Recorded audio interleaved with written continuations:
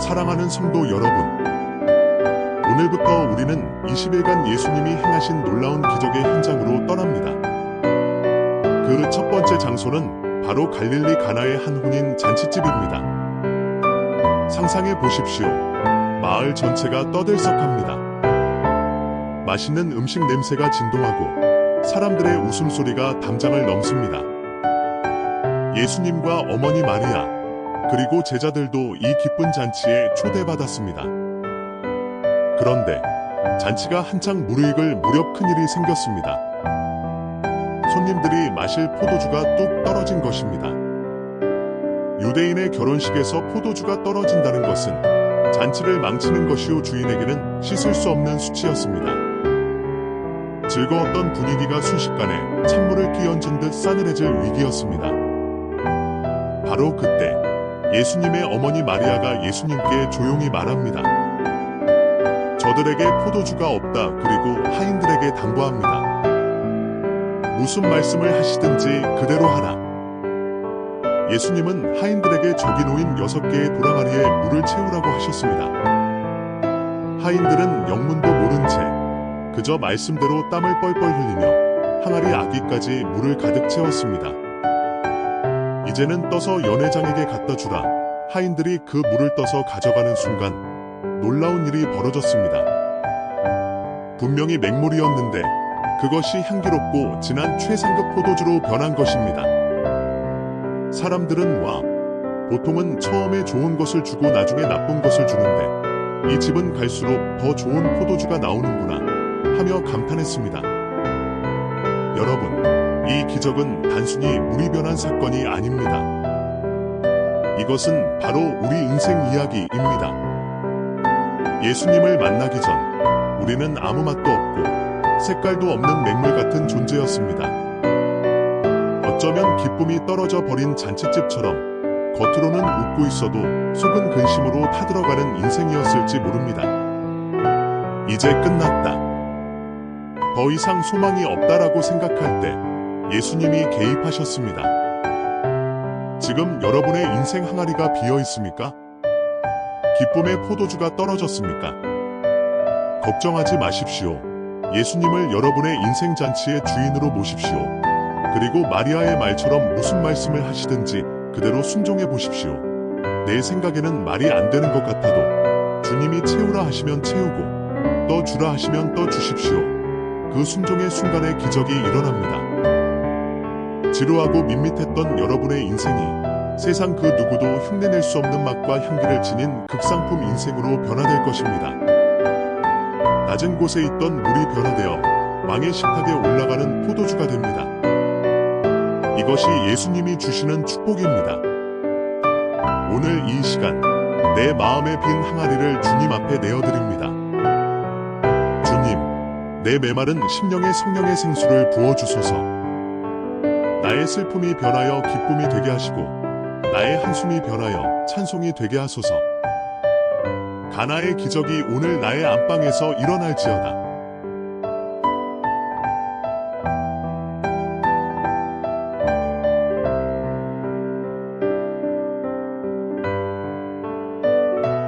사랑하는 성도 여러분, 두 번째 기적의 현장입니다. 이번에는 가버나움에서 일어난 일입니다. 왕의 신하, 즉 아주 높은 지위에 있는 고위 공직자가 있었습니다. 남부러울 것 없는 권세와 부를 가졌지만 그에게는 돈으로도 해결할 수 없는 큰 슬픔이 있었습니다. 바로 사랑하는 아들이 병들어 죽어가고 있었던 것입니다. 용하다는 의사를 다 불러보고 좋다는 약을 다 써봐도 소용이 없었습니다.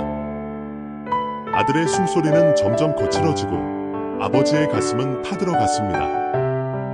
그때 예수님이 갈릴리에 오셨다는 소문을 듣습니다. 이 아버지는 체면이고 뭐고 다 내팽개치고 예수님께 달려갔습니다.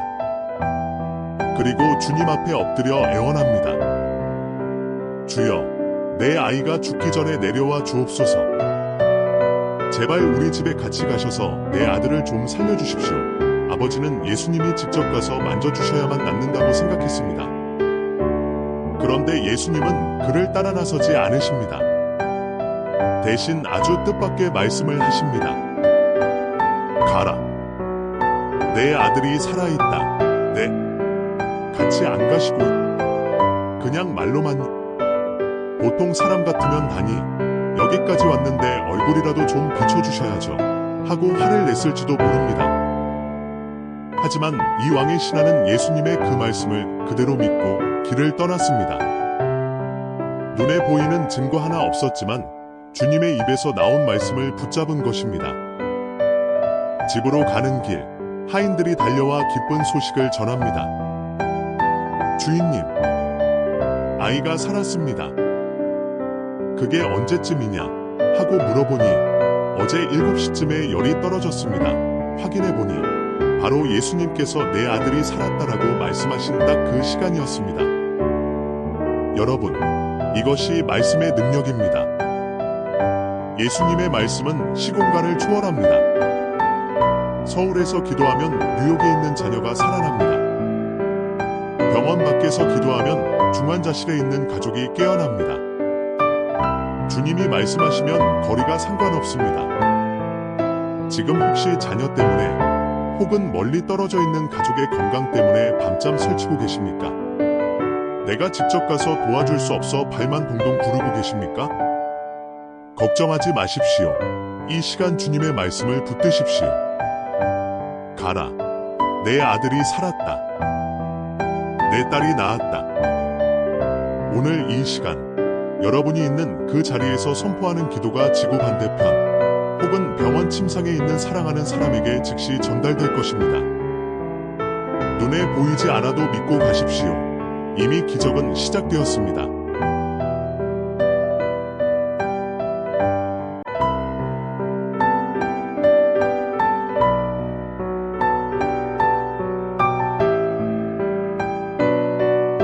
사랑하는 성도 여러분, 세 번째 기적의 현장은 예루살렘에 있는 베데스다라는 연못가입니다.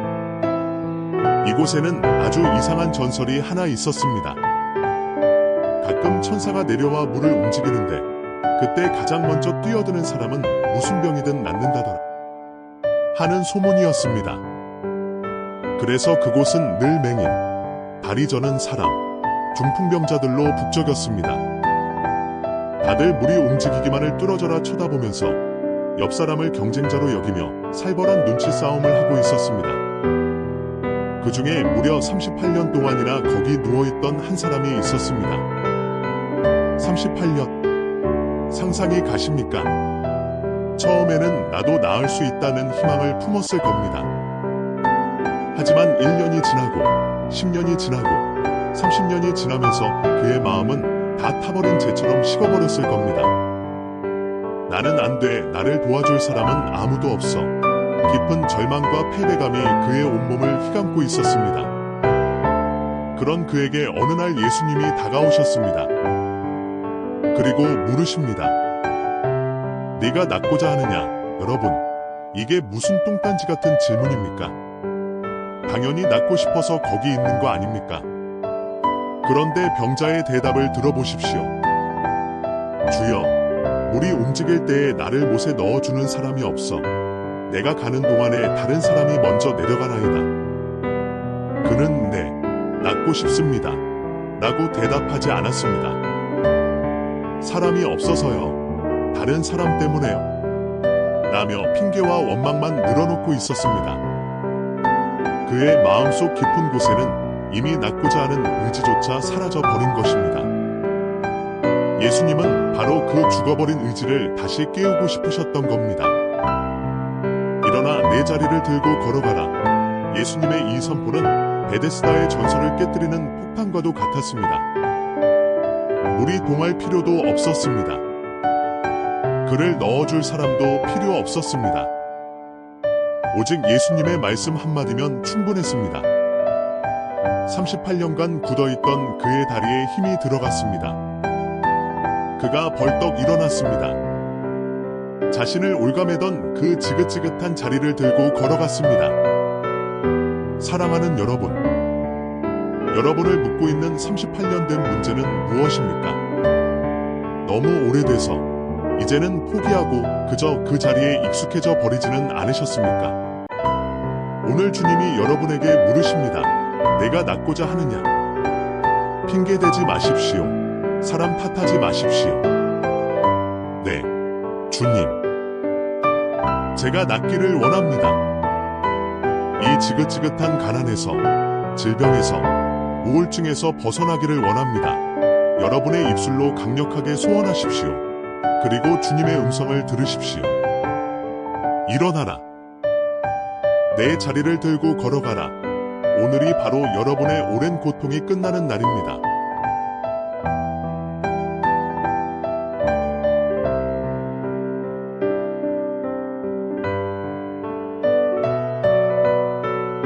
사랑하는 성도 여러분, 네 번째 기적의 현장은 다시 가버나움의 어느 집입니다.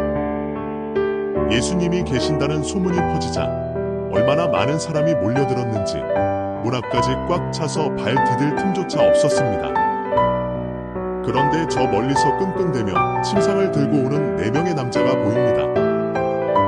그 침상에는 중풍병으로 꼼짝 못하는 친구가 누워 있었습니다.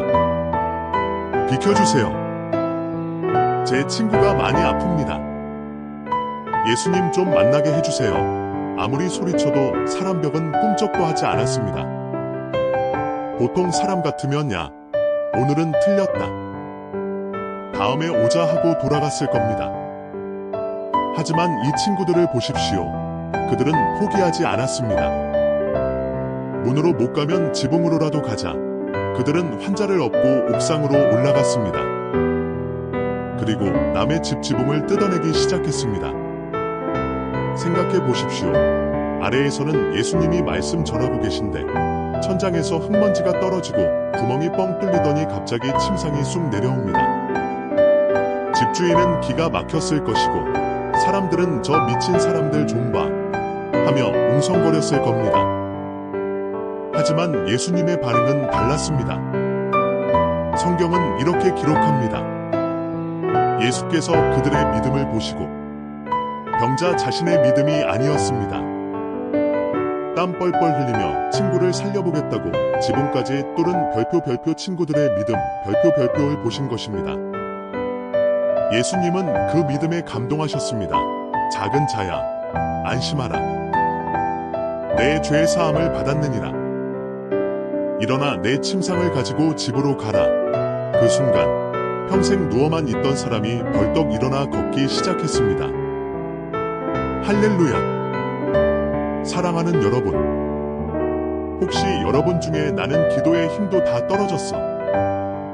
너무 힘들어서 교회 갈 힘도 없어 하며 낙심한 분이 계십니까? 걱정하지 마십시오. 여러분에게는 믿음의 동역자들이 있습니다. 지금도 누군가가 여러분을 위해 눈물로 지붕을 뜯고 있습니다. 여러분의 부모님이, 배우자가, 구역 식구들이, 그리고 제가 여러분의 이름을 부르며 예수님 앞으로 여러분을 달아내리고 있습니다. 우리는 혼자가 아닙니다. 내가 넘어지면 친구가 일으켜주고 친구가 아프면 내가 업고 뛰면 됩니다. 이것이 교회요. 이것이 사랑입니다. 오늘 이 시간 우리도 누군가의 지붕을 뜯는 친구가 됩시다. 아픈 가족을 위해, 방황하는 자녀를 위해 포기하지 않고 주님 발 앞으로 그들을 데리고 나갑시다. 우리의 간절한 믿음을 보시고 주님이 반드시 그들을 고쳐주실 것입니다.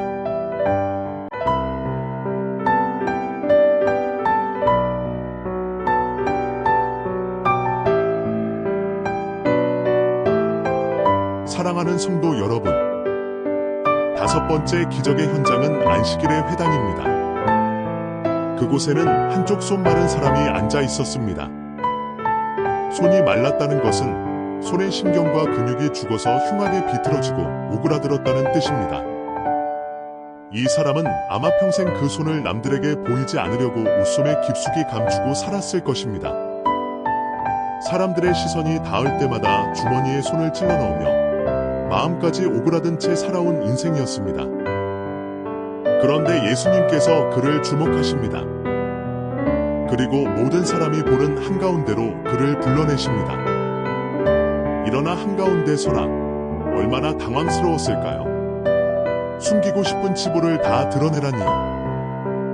하지만 그는 예수님의 말씀에 순종하여 떨리는 몸을 이끌고 사람들 앞에 섰습니다. 그때 예수님이 명령하십니다. 내 손을 내밀라. 여러분, 이게 얼마나 모순된 명령입니까? 손을 펴지 못하니까 손 마른 자인데 손을 펴라니요. 할 수 있으면 진작에 했겠지요. 이성적으로 생각하면 주님, 못하는 거 아시잖아요. 놀리시는 겁니까? 라고 따질 수도 있었습니다. 하지만 기적은 내 상식을 뛰어넘어 순종할 때 일어납니다.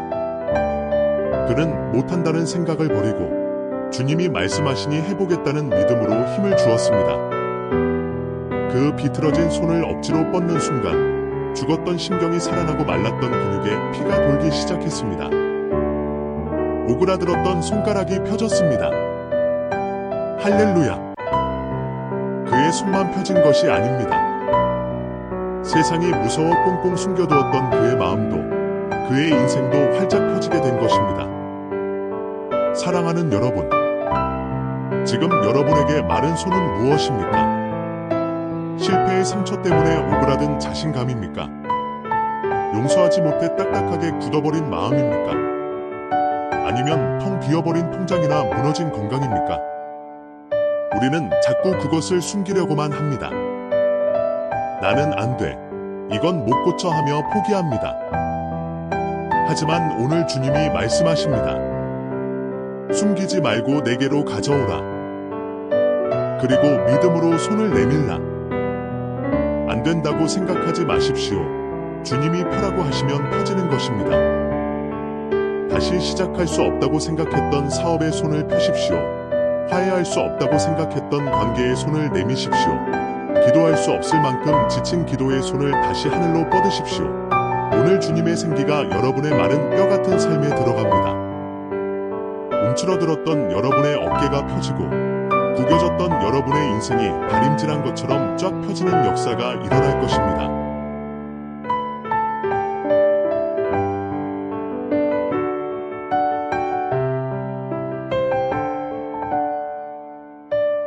사랑하는 성도 여러분, 6번째 기적의 주인공은 유대인이 아닌 로마 군대의 장교 백부장입니다.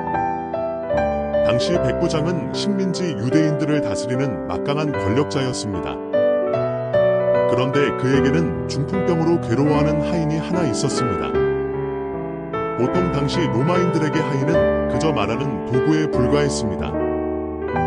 병들면 내다버리면 그만이었습니다. 하지만 이 백부장은 달랐습니다. 그는 하인을 진심으로 사랑했고 그의 아픔을 자신의 아픔처럼 여겼습니다. 그는 예수님의 소문을 듣고 사람을 보내거나 직접 나아가 간청합니다. 주여, 내 하인이 중풍병으로 집에 누워 몹시 괴로워하나이다. 예수님은 그의 따뜻한 마음에 감동하셔서 즉시 내가 가서 고쳐주리라 하십니다. 그런데 여기서 아주 놀라운 장면이 펼쳐집니다. 보통 같으면 나이고 감사합니다. 어서 가시죠 하고 앞장섰을 텐데 백부장은 예수님을 만류합니다. 주여, 내 집에 들어오심을 나는 감당하지 못하겠사오니 다만 말씀으로만 하옵소서. 그러면 내 하인이 낫겠나이다. 그는 군인이었습니다. 명령의 권위를 아는 사람이었습니다. 나도 남의 밑에 있고 내 밑에도 부하가 있어서 이더러 가라 하면 가고 저더러 오라 하면 옵니다. 하물며 만물의 주인이신 예수님이 명령하시는데 병마가 순종하지 않겠습니까? 굳이 오실 필요 없습니다. 여기서 말씀만 하시면 됩니다. 예수님은 이 고백을 듣고 깜짝 놀라셨습니다. 그리고 뒤따르던 사람들에게 말씀하셨습니다. 내가 진실로 너희에게 이르노니 이스라엘 중 아무에게서도 이만한 믿음을 보지 못하였노라. 예수님의 칭찬이 떨어지기가 무섭게 바로 그 시각에 집에 있던 하인이 깨끗이 나았습니다. 사랑하는 여러분, 우리의 기도를 돌아봅시다. 우리는 혹시 하나님, 이거 해주셔야 믿을게요, 보여주셔야 믿을게요 하며 조건을 걸지는 않습니까? 백부장의 믿음은 보지 않고도 믿는 믿음, 말씀의 권위를 절대적으로 신뢰하는 믿음이었습니다.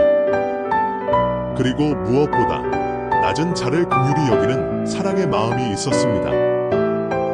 오늘 이 시간 우리도 백부장의 제복을 입고 주님 앞에 섭시다. 내 지위, 내 자존심, 내 생각은 다 내려놓고 겸손히 주님을 인정하십시오. 그리고 선포하십시오. 주여, 내 문제의 현장에 굳이 오시지 않아도 됩니다. 지금 이 자리에서 말씀만 하옵소서. 주님이 나으라 하시면 낫고 해결되라 하시면 해결될 줄 믿습니다. 이 절대적인 믿음이 주님을 감동시킵니다. 주님을 놀라게 하는 믿음, 그것이 바로 기적을 부르는 열쇠입니다.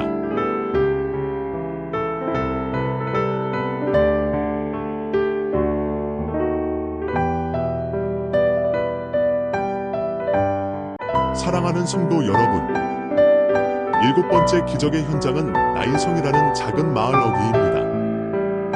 어느 날 두 무리의 행렬이 성문에서 마주쳤습니다. 한쪽은 예수님을 따르는 생명과 기쁨의 행렬이었고, 다른 한쪽은 마을에서 나오는 죽음과 슬픔의 장례 행렬이었습니다. 죽은 사람은 한 과부의 외아들이었습니다. 이 여인을 생각해 보십시오. 이미 남편을 먼저 떠나보냈습니다. 그 모진 세월을 오직 아들 하나만 바라보고 버텼을 것입니다. 내 새끼, 너만 장가보내면 내 할 일 다 한다 하며 살았는데 그 아들마저 세상을 떠난 것입니다. 이제 그녀에게 남은 것은 아무것도 없었습니다. 하늘이 무너지는 것 같은 절망뿐이었습니다. 곡소리가 하늘을 찌르고 온 마을 사람들이 그녀를 불쌍히 여겨 함께 울고 있었습니다. 그때 예수님께서 그 여인을 보셨습니다. 성경은 예수님이 그녀를 보고 별표 불쌍히 여기사 별표라고 기록합니다. 아무도 부탁하지 않았습니다. 누구도 살려달라고 하지 않았습니다. 하지만 예수님은 자식 잃은 어미의 찢어지는 가슴을 그냥 지나칠 수 없으셨습니다. 예수님은 다가가셔서 부드러운 목소리로 말씀하십니다. 울지 말라. 그리고 관에 손을 대시니 행렬이 멈춰 섰습니다. 모두가 숨죽인 그 순간 예수님의 위엄있는 목소리가 울려 퍼졌습니다. 청년아, 내가 내게 말하노니 일어나라. 그러자 놀라운 일이 일어났습니다. 죽었던 청년이 벌떡 일어나 앉더니 말을 하기 시작했습니다. 예수님은 살아난 아들을 데려다가 그 어머니의 품에 안겨주셨습니다. 아이고 아이고 하던 통곡 소리가 순식간에 할렐루야 찬송 소리로 바뀌었습니다. 죽음의 행렬이 생명의 잔치로 변한 것입니다. 사랑하는 여러분, 지금 여러분의 인생이 마치 장례 행렬처럼 슬프고 절망적입니까? 이제 다 끝났다. 내 희망은 죽었다 하며 울고 계십니까? 눈을 들어 주님을 보십시오. 주님은 여러분의 슬픔을 외면하지 않으십니다. 여러분이 흘리는 눈물 한 방울도 땅에 떨어지지 않게 다 보고 계십니다. 오늘 주님이 여러분의 슬픈 행렬을 멈춰 세우십니다. 그리고 죽어버린 여러분의 꿈을 향해, 식어버린 여러분의 소망을 향해 명령하십니다. 청년아 일어나라. 내 아들아, 내 딸아 다시 살아나라. 주님을 만나면 장례식도 결혼식이 됩니다. 주님을 만나면 통곡도 춤이 됩니다. 오늘 주님의 손수건이 여러분의 눈물을 닦아주십니다. 울지 말라 이 한마디가 여러분의 가슴에 깊은 위로가 되기를 축복합니다.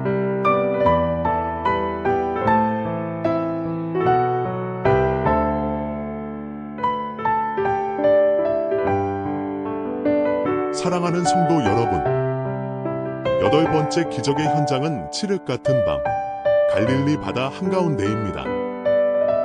예수님과 제자들이 배를 타고 건너가는데 갑자기 큰 광풍이 일어났습니다.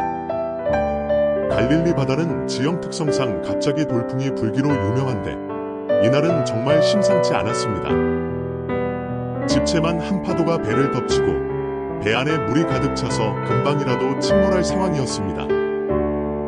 제자들 중에는 평생 배를 탔던 베테랑 어부들도 있었지만 그들조차 이제 우린 다 죽었다 하며 비명을 지를 정도로 무서운 폭풍이었습니다.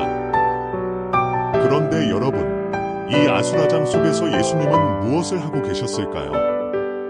놀랍게도 배 고물에서 베개를 베고 주무시고 계셨습니다. 제자들이 흔들어 깨우며 소리칩니다. 선생님, 우리가 죽게 된 것을 돌보지 아니하시나이까? 우리 다 죽습니다. 예수님이 잠에서 깨어나셨습니다. 그리고 바람을 꾸짖으시며 바다에게 명령하셨습니다. 잠잠하라. 고요하라. 그 순간 거짓말 같은 일이 벌어졌습니다. 미친 듯이 날뛰던 바람이 뚝 그치고 산더미 같던 파도가 순식간에 잔잔해져서 장판처럼 고요해진 것입니다. 제자들은 폭풍보다 더 큰 두려움과 경이로움에 사로잡혀 서로 수군거렸습니다. 그가 누구이기에 바람과 바다도 순종하는가? 사랑하는 여러분, 지금 여러분의 인생 배에도 폭풍우가 몰아치고 있습니까? 사업의 폭풍, 질병의 파도, 가정 불화의 바람 때문에 주님, 나 죽겠습니다. 주님은 내가 이렇게 힘든데 주무시고만 계십니까? 하며 원망하고 계십니까? 기억하십시오. 예수님이 타고 계신 배는 절대 침몰하지 않습니다. 주님이 주무시는 것처럼 보여도 주님은 다 알고 계십니다. 다만 우리의 믿음을 보고 계실 뿐입니다. 두려워 떠는 제자들에게 주님은 말씀하셨습니다. 어찌하여 무서워하느냐? 믿음이 없느냐? 오늘 이 시간 내 인생의 선장 되신 주님을 깨우십시오. 그리고 주님의 이름으로 여러분의 환경을 향해 명령하십시오. 내 마음을 요동치게 하는 불안아, 잠잠하라. 우리 집안을 흔드는 가난의 파도야, 예수의 이름으로 고요할지어다. 주님이 말씀하시면 끝납니다. 아무리 거친 파도도 창조주 앞에서는 순한 양이 됩니다. 폭풍 후 뒤에 찾아오는 더 큰 고요함과 평안이 지금 여러분을 기다리고 있습니다. 안심하십시오. 주님이 함께 하십니다.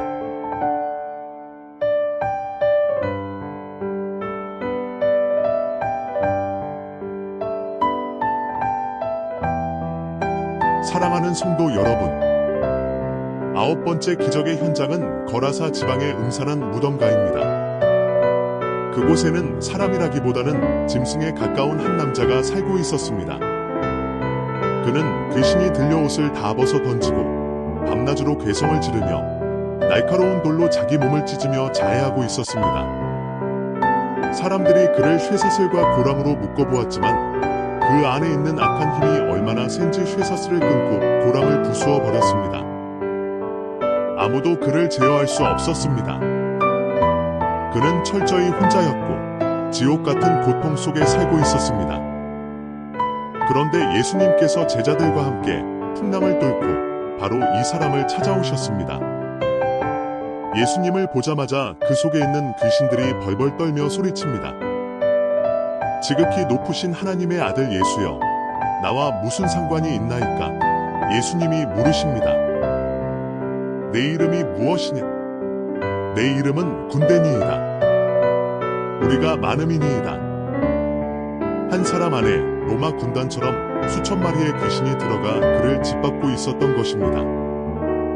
하지만 그 많은 귀신들도 예수님의 말씀 한마디에는 꼼짝하지 못했습니다. 더러운 귀신아, 그 사람에게서 나오라. 예수님의 명령이 떨어지자 군대 귀신은 쫓겨나 돼지 떼에게로 들어가 바다에 몰사했습니다. 그리고 잠시 후 놀라운 광경이 펼쳐집니다. 미쳐 날뛰던 그 남자가 옷을 단정히 입고 정신이 온전해져서 예수님의 발치에 얌전하게 앉아있는 것입니다. 광기는 사라지고 그의 눈빛은 맑고 평온해졌습니다. 예수님은 세상 모두가 포기한 그 한 사람을 포기하지 않으셨습니다. 사랑하는 여러분, 혹시 여러분을 올가매고 있는 쇠사슬은 무엇입니까? 끊으려 해도 끊어지지 않는 술, 담배, 도박 같은 중독입니까? 밤마다 찾아와 나를 괴롭히는 우울증과 공황장애입니까? 아니면 제어할 수 없이 터져나오는 분노입니까? 내 힘으로는 이 쇠사슬을 끊을 수 없습니다. 하지만 예수님이 오시면 끊어집니다. 예수님은 여러분을 괴롭히는 악한 영보다 훨씬 더 강하신 분입니다. 오늘 이 시간 예수의 이름으로 선포하십시오. 나를 묶고 있는 더러운 중독의 영아, 떠나가라. 내 정신을 혼미하게 하는 우물의 영아, 예수의 이름으로 명하노니 묶임을 놓고 사라져라. 군대 귀신도 쫓아내신 주님이 여러분의 영혼을 청소하십니다. 이제 여러분은 자유합니다. 다시는 무덤 사이에서 울지 마십시오. 주님 안에서 맑은 정신으로 평안한 마음으로 새 삶을 사시기를 축복합니다.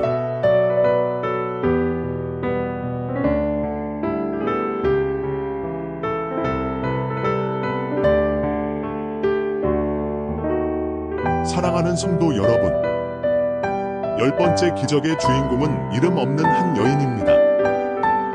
그녀는 12년 동안이나 혈루증, 즉 피가 멈추지 않고 흐르는 병을 앓고 있었습니다. 12년입니다. 긴 세월 동안 몸에 있는 피란 피는 다 빠져나가 종이장처럼 창백해졌을 것이고, 좋다는 의사란 의사는 다 찾아다니느라 가진 재산도 다 탕진했습니다. 하지만 병은 낫지 않고 도리어 더 심해졌습니다. 게다가 당시 율법으로 이 병은 부정한 병이었습니다. 이 여인이 만지는 것마다 부정해지고 이 여인과 접촉하는 사람도 부정해집니다. 그래서 그녀는 가족과도 떨어져야 했고 사람들 틈에 섞일 수도 없는 철저히 고립된 죄인 취급을 받았습니다. 나는 저주받았어. 내 인생은 이렇게 끝나나 봐. 그녀의 몸과 마음은 만신창이가 되어 있었습니다. 그런데 어느 날 예수님의 소문이 들려왔습니다. 그분은 문둥병자도 고치신대, 죽은 자도 살리신대. 여인의 마음속에 한 줄기 희망의 불꽃이 타올랐습니다. 그분이라면 그분의 옷자락에만 손을 대어도 내가 낫지 않을까? 그녀는 목숨을 걸고 군중 속으로 파고들었습니다. 들키면 돌에 맞아 죽을 수도 있는 상황이었습니다. 사람들에게 밟히고 밀리면서도 그녀는 오직 예수님의 뒷모습만 보고 기어갔습니다. 그리고 떨리는 손을 뻗어 예수님의 옷자락을 살짝 만졌습니다. 그 순간 놀라운 일이 일어났습니다. 마치 전기가 통하듯 예수님의 능력이 그녀의 몸으로 흘러들어왔습니다. 12년 동안 줄줄 흐르던 피의 근원이 그 즉시 딱 멈췄습니다. 몸에 생기가 돌고 힘이 솟구쳤습니다. 나았습니다. 할렐루야. 예수님께서 가던 길을 멈추고 뒤를 돌아보시며 물으십니다. 누가 내 옷에 손을 대었느냐? 제자들은 사람이 이렇게 많은데 누가 밀친 거겠죠라고 했지만 예수님은 아셨습니다. 단순히 밀친 것과 믿음으로 만진 것은 다릅니다. 여인이 두려워 떨며 앞에 나와 사실대로 고백하자 예수님은 그녀를 꾸짖지 않으셨습니다. 오히려 가장 따뜻한 목소리로 불러주셨습니다. 딸아, 안심하라. 내 믿음이 너를 구원하였으니 평안히 가라. 12년 만에 들어보는 딸이라는 호칭. 그녀는 육신의 병뿐만 아니라 마음의 상처까지 치유받았습니다. 사랑하는 여러분, 지금 여러분도 이 여인처럼 몸이 아프고 돈은 다 떨어지고 사람들에게 말 못할 사정으로 숨어 계십니까? 예수님 앞에 당당히 나갈 면목이 없으십니까? 괜찮습니다. 뒤로 가서 몰래 옷자락만 잡아도 됩니다. 주님, 나도 살고 싶습니다. 주님의 능력의 옷자락이라도 잡고 싶습니다. 그 간절한 믿음의 터치 한 번이면 충분합니다. 오늘 이 시간 믿음의 손을 내밀어 주님을 붙잡으십시오. 수많은 무리가 예수님을 밀쳤지만 능력을 입은 사람은 오직 믿음으로 만진 이 여인뿐이었습니다. 지금 주님의 옷자락을 붙잡는 여러분에게 치유의 능력이 흘러들어갈 것입니다. 딸아, 아들아, 내 믿음이 너를 구원하였다. 이 음성이 들려지기를 축복합니다.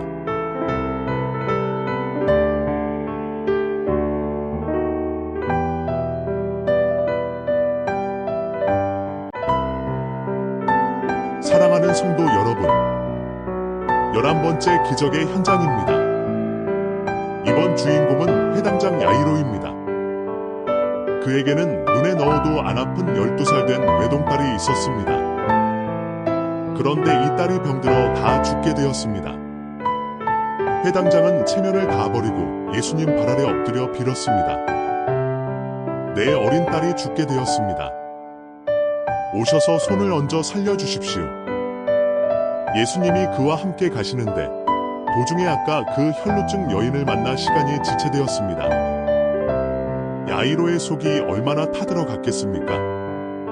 빨리 가야 하는데 이러다 늦으면 어떡하지? 불길한 예감은 틀리지 않았습니다.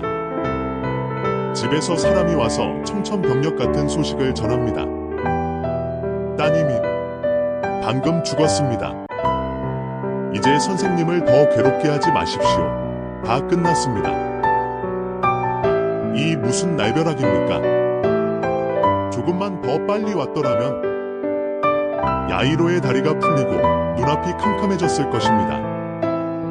사람들은 이미 늦었다. 장례나 준비하자 하며 웅성거립니다. 바로 그 절망의 순간 예수님께서 야이로에게 말씀하십니다. 두려워하지 말고 믿기만 하라.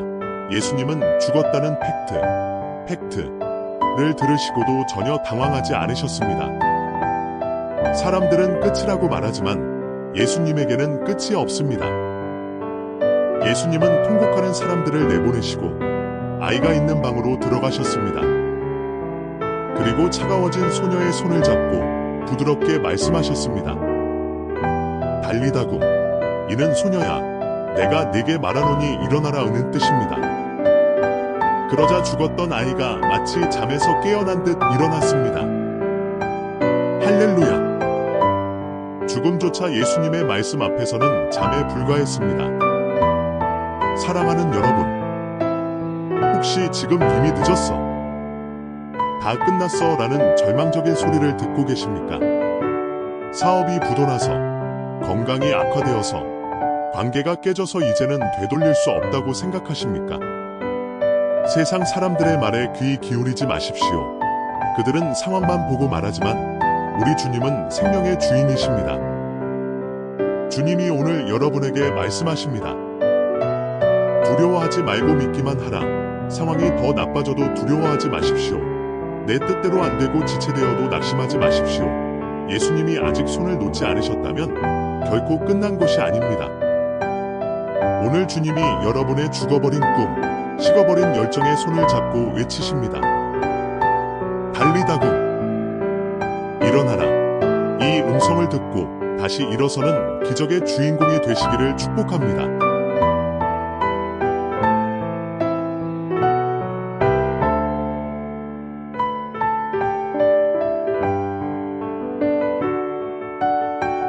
사랑하는 성도 여러분, 12번째 기적의 현장은 회저문 빈들입니다. 예수님의 말씀을 듣느라 시간 가는 줄 몰랐던 수많은 무리가 있었습니다.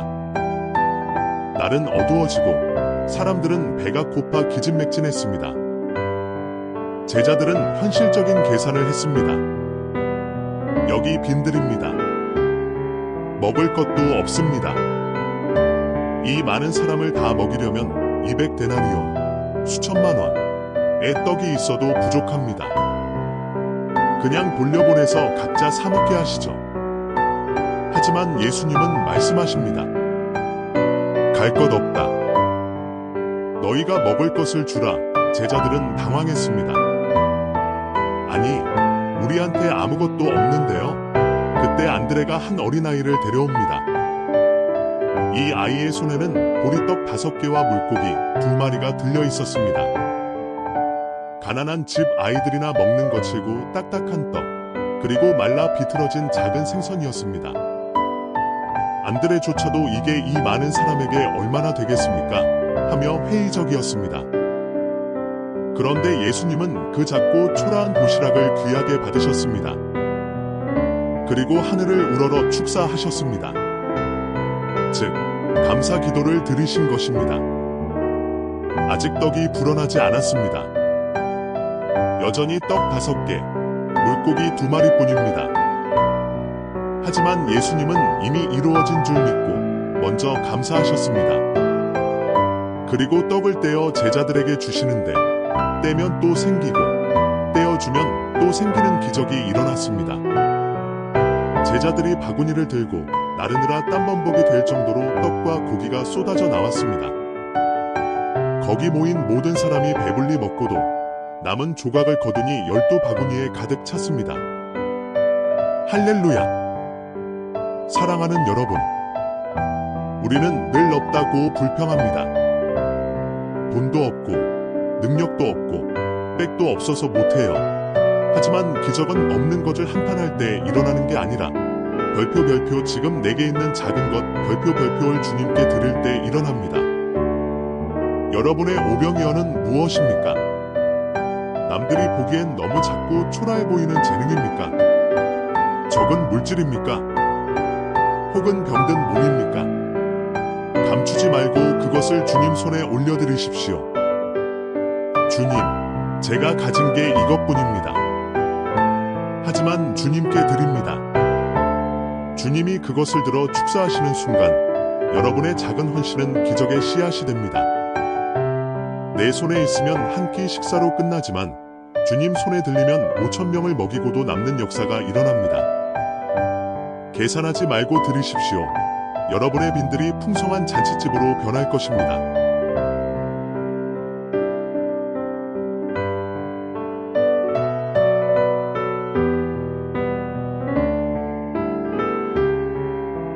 사랑하는 성도 여러분, 13번째 기적의 현장, 다시 갈릴리 바다의 깊은 밤입니다. 제자들이 먼저 배를 타고 가는데 또다시 큰 풍랑을 만났습니다. 캄캄한 밤, 파도와 싸우느라 지쳐있던 그때 저 멀리서 누군가 물 위를 걸어오고 있었습니다. 제자들은 기절초풍했습니다. 유령이다 하며 무서워 소리를 질렀습니다. 그때 어둠을 뚫고 익숙한 목소리가 들려옵니다. 안심하라 내니 두려워하지 말라. 그 목소리를 듣고 베드로가 외칩니다. 주여, 만일 주님이시거든 나를 명하사 물 위로 오라 하소서. 예수님이 오라 하시니 베드로가 배에서 내려 물 위를 걷기 시작했습니다. 사람이 물 위를 걷다니 이건 기적 중의 기적입니다. 베드로는 예수님만 바라보며 한 발 한 발 걸었습니다. 그런데 그 순간 베드로의 눈에 옆에서 몰아치는 것엔 바람과 파도가 들어왔습니다. 내가 지금 뭐 하고 있는 거지? 여기가 바다 한가운데잖아. 현실을 자각하고 두려움이 들어오는 순간 그의 몸이 물속으로 쑥 빠져들어갔습니다. 주여, 나를 구원하소서. 예수님은 즉시 손을 내밀어 그를 붙잡으시며 말씀하셨습니다. 믿음이 작은 자여, 왜 의심하였느냐? 베드로가 물에 빠진 이유는 파도가 높아서가 아닙니다. 그의 시선이 예수님에게서 파도로 옮겨갔기 때문입니다. 사랑하는 여러분, 우리의 인생도 마찬가지입니다. 우리가 주님만 바라볼 때는 어떤 문제의 바다 위라도 거들 수 있습니다. 돈이 없어도, 몸이 아파도 주님만 보면 할 수 있다는 믿음이 생깁니다.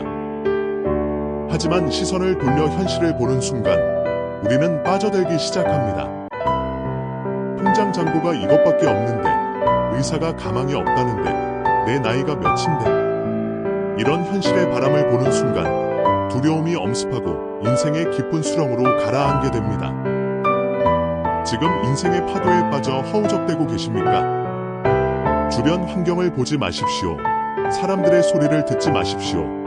오직 여러분을 향해 손을 내밀고 계신 예수님의 눈을 바라보십시오.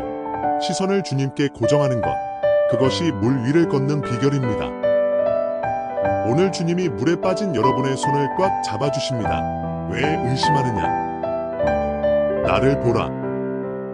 나를 믿으라. 주님 손잡고 다시 물 위로 솟아오르는 기적의 주인공이 되시기를 축복합니다.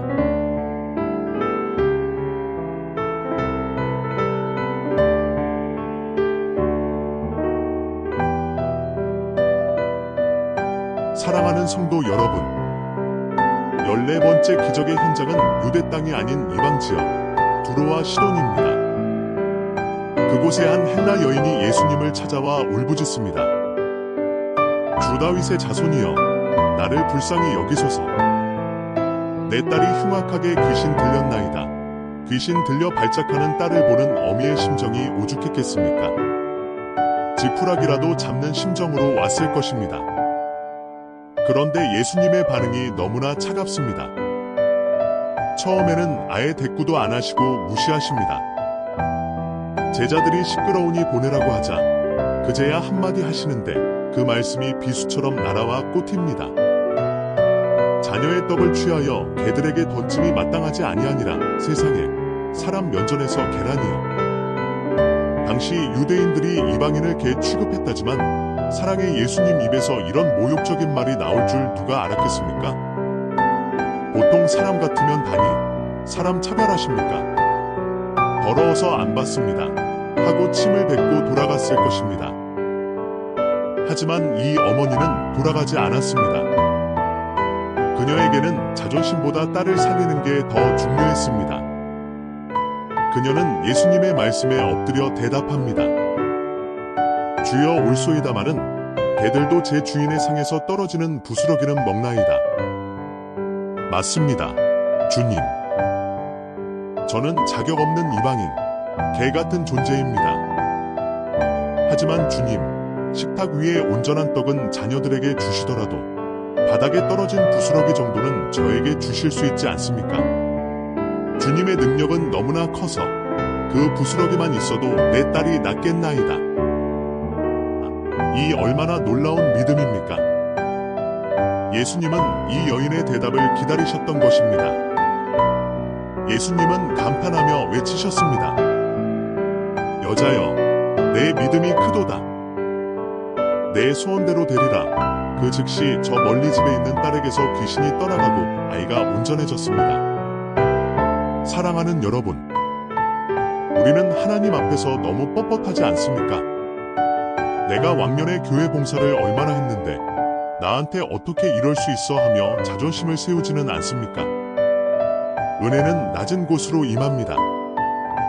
자존심을 버리고 바짝 엎드리는 자에게 기적이 찾아옵니다. 오늘 이 시간 수로보니게 여인의 마음으로 기도합시다. 주님, 저는 자격 없습니다. 저는 죄인입니다. 하지만 주님, 저에게 부스러기 은혜라도 주옵소서. 주님의 옷자락에서 떨어진 먼지 같은 은혜만 있어도 내 문제가 해결될 줄 믿습니다. 여러분이 자존심을 꺾고 겸손히 엎드릴 때 주님은 내 믿음이 크다 칭찬하시며 부스러기가 아닌 상 위에 가장 좋은 것으로 채워주실 것입니다.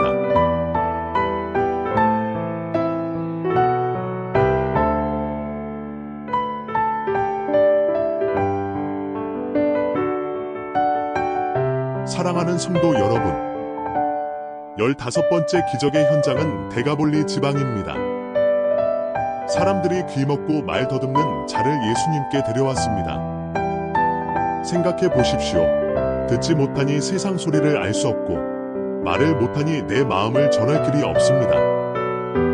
군중 속에 있어도 그는 늘 혼자였고 보이지 않는 감옥에 갇힌 것처럼 답답한 인생을 살았습니다.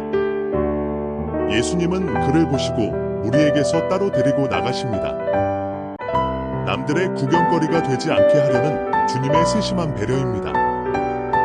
그리고 예수님은 손가락을 그의 양귀에 넣으시고 침을 뱉어 그의 혀에 손을 대십니다. 이것은 내가 너의 막힌 곳을 뚫어주겠다는 주님의 친밀한 접촉이었습니다. 그리고 하늘을 우러러 탄식하십니다.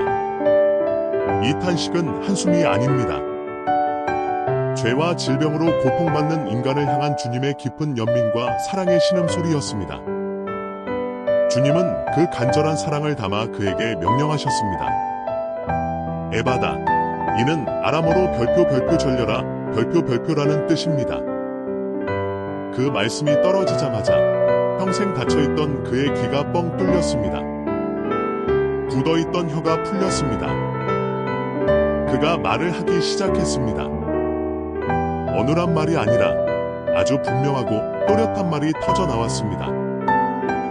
막혔던 인생의 담이 무너지고 세상과 소통하는 문이 활짝 열린 것입니다.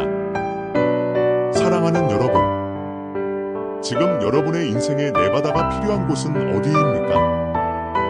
혹시 하나님의 음성을 듣지 못하도록 영적인 귀가 막혀 있지는 않습니까? 기도하고 싶어도 입이 떨어지지 않아 혀가 굳어 있지는 않습니까? 아니면 사업의 문, 취업의 문, 자녀의 앞길이 꽉 막혀서 답답해하고 계십니까? 걱정하지 마십시오. 오늘 주님이 여러분을 따로 조용한 곳으로 부르십니다. 그리고 여러분의 막힌 곳에 손을 대시고 하늘을 향해 외치십니다. 에바다, 열려라. 이 시간 믿음으로 받으십시오. 꽉 막힌 여러분의 경제의 문이 열릴지어다. 오랫동안 풀리지 않던 관계의 매듭이 풀릴지어다. 닫혀있던 태의 문이 열리고 축복의 문이 활짝 열릴지어다. 주님이 열면 닫을 자가 없습니다. 오늘 이 세바다의 축복이 여러분의 삶 구석구석에 임하기를 예수님의 이름으로 선포합니다.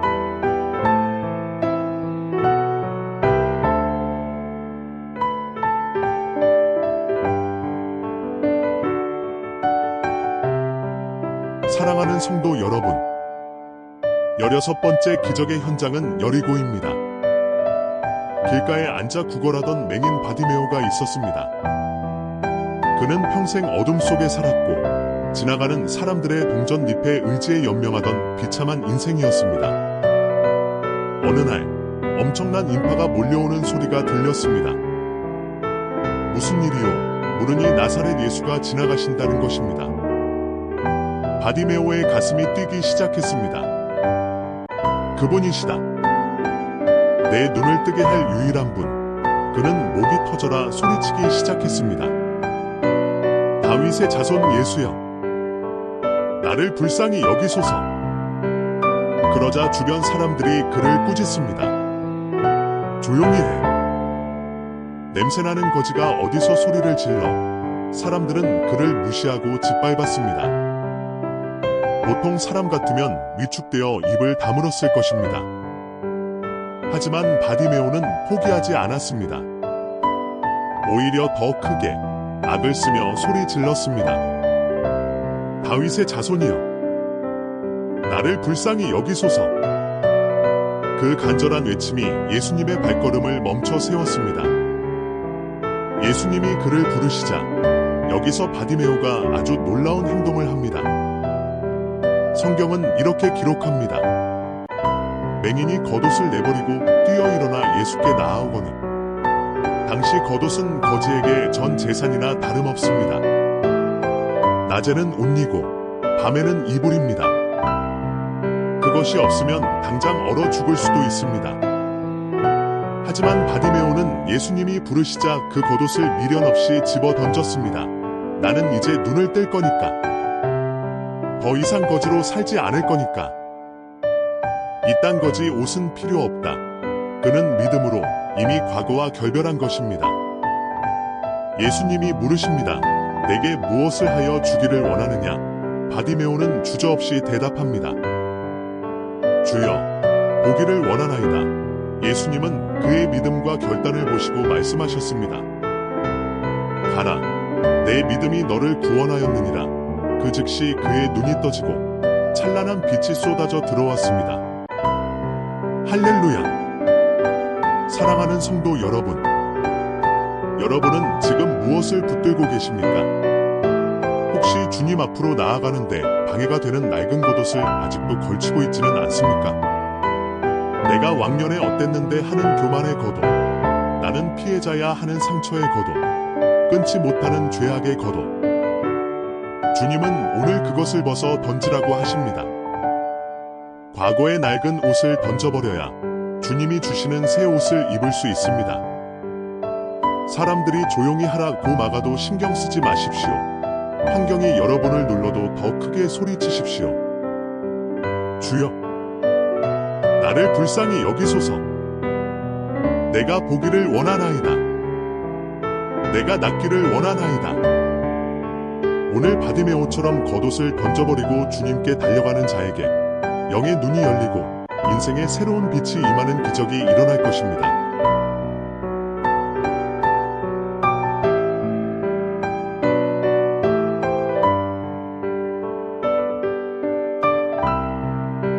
사랑하는 성도 여러분, 17번째 기적의 현장입니다. 길가에 태어날 때부터 앞을 보지 못하는 거지가 있었습니다. 살다 다친 것도 아니고 태어날 때부터 어둠이었습니다. 제자들이 예수님께 묻습니다. 선생님, 이 사람이 맹인으로 난 것이 누구의 죄 때문입니까? 자기 죄입니까? 아니면 부모의 죄입니까? 참 잔인한 질문입니다. 이 사람은 평생 이런 소리를 듣고 살았을 겁니다. 쯧쯧, 전생에 무슨 죄를 지었길래 부모가 잘못해서 자식이 벌받네. 그는 보이지 않는 눈보다 사람들의 비난과 내 인생은 저주받았다는 죄책감 때문에 더 깜깜한 지옥을 살았을 것입니다. 그런데 예수님은 전혀 다른 대답을 내놓으십니다. 이 사람이나 그 부모의 죄로 인한 것이 아니라 그에게서 하나님이 하시는 일을 나타내고자 하심이라. 예수님은 과거의 원인을 따지지 않으셨습니다. 대신 미래의 별표 목적 별표를 말씀하셨습니다. 이 아픔은 죄의 결과가 아니다. 하나님의 영광을 드러낼 도구다. 그리고 예수님은 땅에 침을 뱉어 진흙을 이겨 그의 눈에 바르시고 명령하십니다. 실로암 못에 가서 씻으라. 맹인은 흙투성이 눈을 하고 더듬거리며 실로암까지 갔습니다. 사람들이 비웃었을지도 모릅니다. 하지만 그는 묵묵히 순종하여 눈을 씻었습니다. 그 순간 태어나서 처음으로 빛이 쏟아져 들어왔습니다. 그가 밝은 눈으로 돌아왔습니다. 사랑하는 여러분, 혹시 여러분도 이해할 수 없는 고난 앞에서 내가 뭘 잘못했길래 우리 부모님 탓인가 하며 자책하고 계십니까? 스스로를 정죄하지 마십시오. 여러분의 아픔은 죄의 대가가 아닙니다. 하나님이 실수하신 것도 아닙니다. 하나님은 여러분의 그 약함을 통해 세상에 보여주고 싶은 별표 기적의 드라마 별표를 준비하고 계신 것입니다. 오늘 예수님은 여러분의 아픈 곳에 진흙을 바르십니다. 때로는 그 방법이 이해가 안 되고 더 답답하고 더러워 보일 수도 있습니다. 하지만 순종하여 씻으십시오. 하나님, 이 고통을 통해 하실 일이 무엇입니까? 나를 통해 영광 받아 주옵소서. 여러분의 고난은 실패가 아닙니다. 그것은 훗날 하나님이 이렇게 하셨노라 고 간증하게 될 위대한 재료가 될 것입니다. 눈을 씻고 돌아와 세상을 놀라게 했던 그 사람처럼 여러분도 하나님의 영광을 드러내는 주인공이 될 것입니다.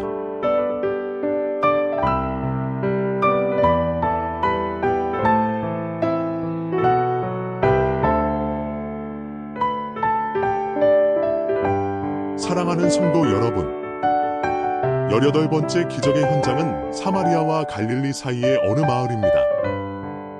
그곳에서 예수님은 나병 환자 10명을 만나십니다.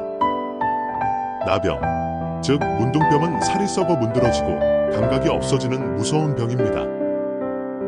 가족과 격리되어 성 밖에서 살아야 했고 사람이 지나가면 나는 부정하다 외쳐야 했던 산송장 같은 인생들이었습니다.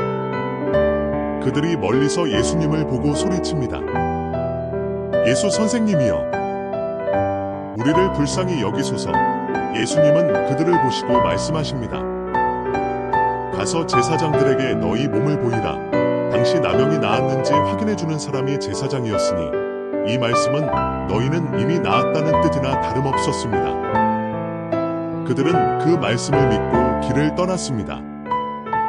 그런데 놀랍게도 가는 도중에 그들의 몸이 깨끗해졌습니다. 썩었던 살이 도달하고 굽었던 손가락이 펴졌습니다. 기적이 일어난 것입니다. 그런데 여러분, 여기서부터가 진짜 이야기입니다. 10명 모두가 병이 나았습니다. 얼마나 기뻤겠습니까? 아마랴, 나 살았다.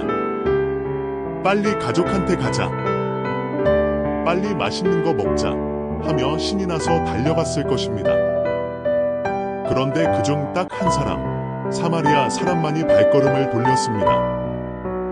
그는 다시 예수님께로 와서 큰 소리로 하나님께 영광을 돌리며 예수님의 발 아래 엎드려 감사했습니다. 예수님께서 그를 보시고 씁쓸하게 물으십니다. 10사람이 다 깨끗함을 받지 아니하였느냐? 그 9은 어디 있느냐? 예수님은 숫자를 세고 계셨습니다. 병 고침받은 사람은 10명이었지만 구원받은 사람은 감사하러 온 이 한 명뿐이었습니다. 예수님은 그에게 말씀하십니다. 일어나 가라. 내 믿음이 너를 구원하였느니라. 나머지 9은 몸만 고침받았지만 이 사람은 영혼까지 구원받는 전인적인 치유를 완성한 것입니다. 사랑하는 여러분, 우리의 모습은 어떻습니까? 화장실 들어갈 때와 나올 때 마음이 다르지는 않습니까? 문제가 생기면 주님, 살려만 주시면 평생 충성하겠습니다 라고 매달리지만 막상 문제가 해결되면 운이 좋았네, 의사가 잘 고쳤네 하며 주님을 까맣게 잊고 세상으로 달려가지는 않습니까? 예수님은 지금도 묻고 계십니다. 그 9은 어디 있느냐? 감사는 기적의 마침표입니다. 감사하지 않으면 기적은 그저 유행으로 끝납니다. 하지만 돌아와 감사할 때 주님은 더 큰 축복, 영혼의 구원까지 선물로 주십니다. 오늘 이 시간, 잃어버린 감사를 회복합시다. 당연한 것은 하나도 없습니다. 지금 내가 숨 쉬는 것, 밥 먹는 것, 걸어 다니는 것, 이 모든 것이 주님의 은혜입니다. 그 9명의 무리에 서지 말고 돌아온 한 사람이 되어 주님 앞에 엎드리십시오. 주님, 감사합니다. 모든 것이 주님의 은혜입니다.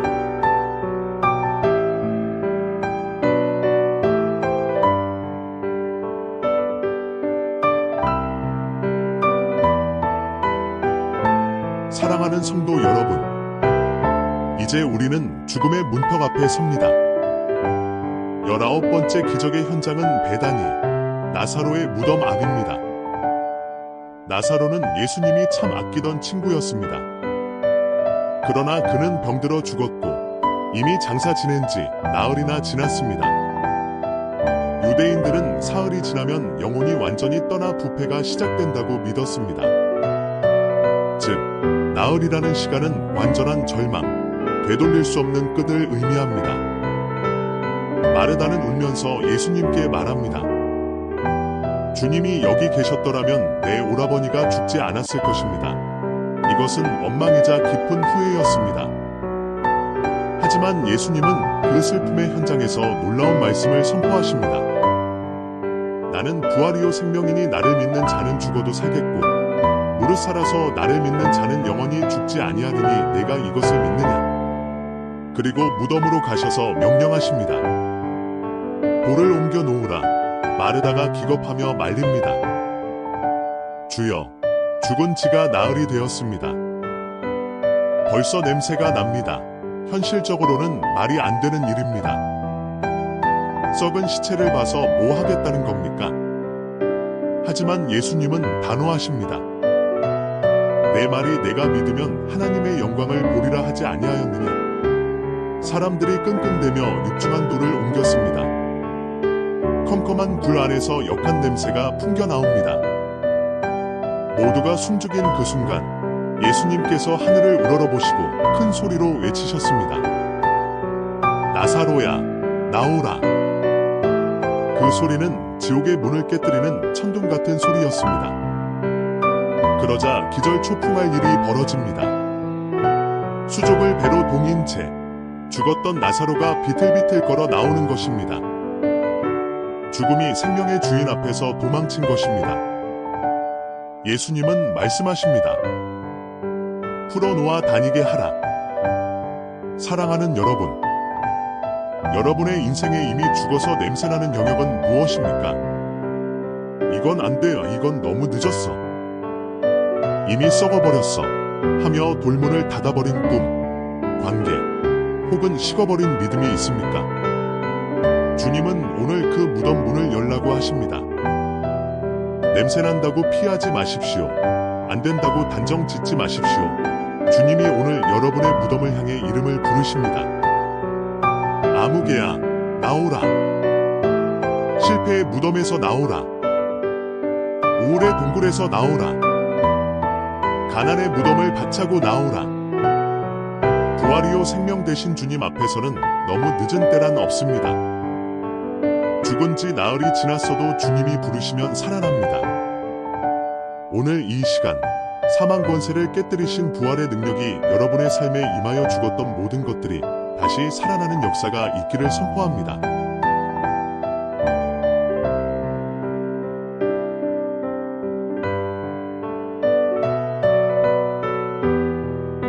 사랑하는 성도 여러분, 어느덧 20일간의 기적여행, 그 마지막 종착역에 도착했습니다. 마지막 장소는 다시 갈릴리 바다, 디베랴 호수입니다. 예수님이 십자가에서 돌아가시고 부활하셨지만 제자들은 여전히 혼란스러웠습니다. 특히 베드로는 예수님을 3번이나 부인했다는 죄책감 때문에 괴로웠을 것입니다. 나는 자격 없어. 다시 물고기나 잡으러 가야겠다.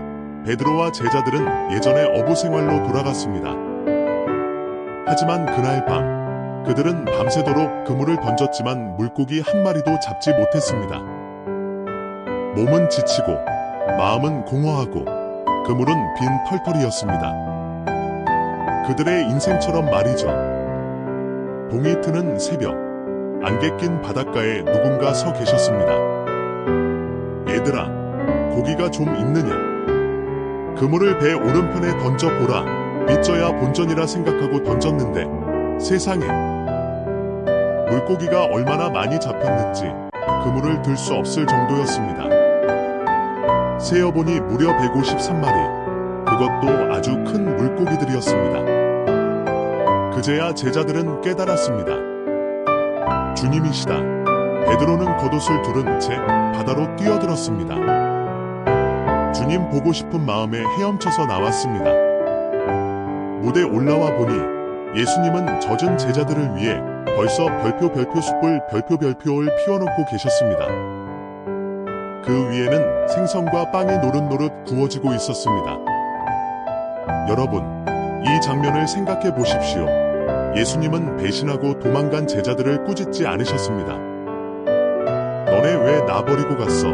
왜 다시 물고기 잡고 있어? 따지지 않으셨습니다. 대신 밤새 추위와 배고픔에 떨었을 제자들에게 가장 필요한 것, 따뜻한 밥을 준비해 주셨습니다. 그리고 세상에서 가장 다정한 목소리로 부르십니다. 와서 조반을 먹으라.